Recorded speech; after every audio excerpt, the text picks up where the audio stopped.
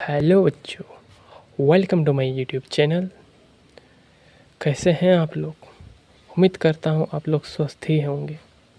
चलिए बिना समय को व्यर्थ किए हम लोग क्लास 6 के प्रथम chapter the empire and the nightingale को देखते हैं।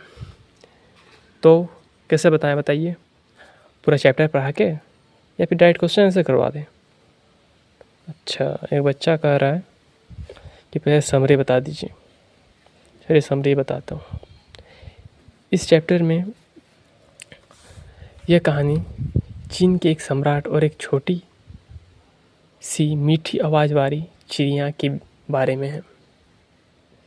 उस चिड़िया का नाम था बुलबुल, जिसके बारे में यह पूरा चैप्टर है।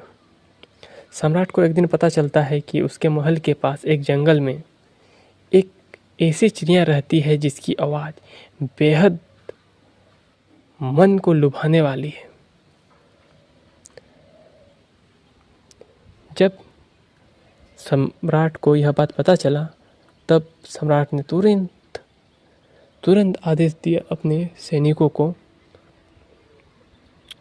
और कहा, आप लोग जाओ और उस चिड़िया को पकड़ के लाओ। सम्राट का आदेश पाते ही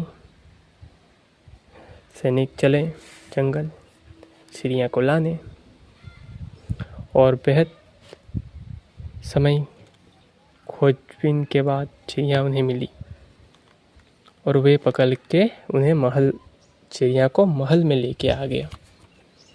और वो चिड़िया रोज दरबार में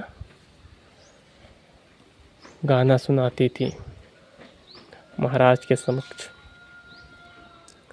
एक दिन क्या हुआ,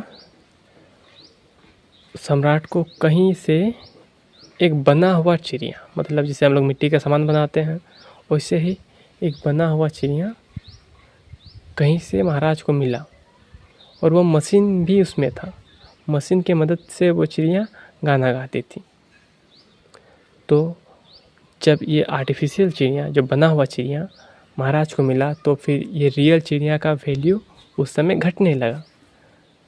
फिर रियल चिड़िया का भी मन खराब होने लगा कि करे तो करे क्या, अभी मुझे कोई वैल्यू भी नहीं दे रहा है।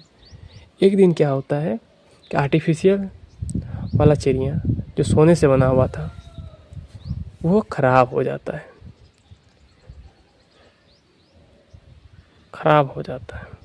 तब खराब हो जाता है। एक मिनट रुकिएगा, पानी पी लेता हूँ।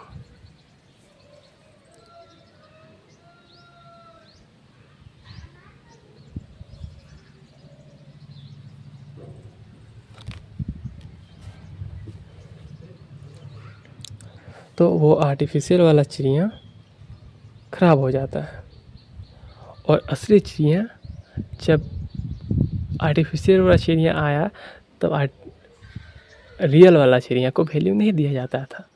तो रियल वाला चिड़िया फिर से उड़ के जंगल में चला गया गुस्सा से।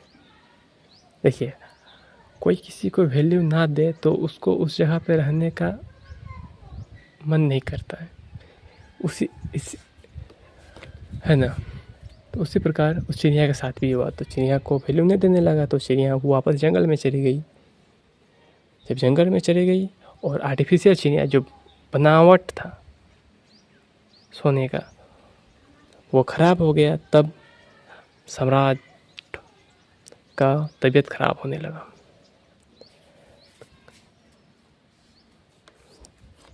तबीयत जब खराब होने लगा तब कोई भी डॉक्टर उन्हें ठीक नहीं कर पा रहा था, क्योंकि उन्हें एक आदत सा बन गया था गाना सुनने का। सम्राट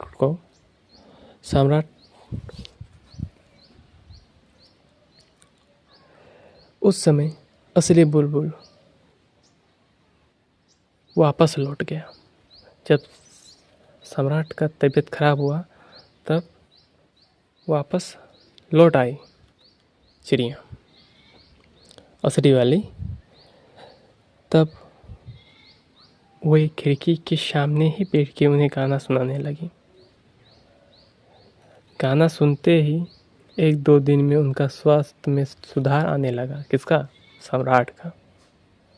ठीक है, ध्यान दो बच्चों, ध्यान दो। सम्राट बुलबुल से माफ़ी मांगने लगा।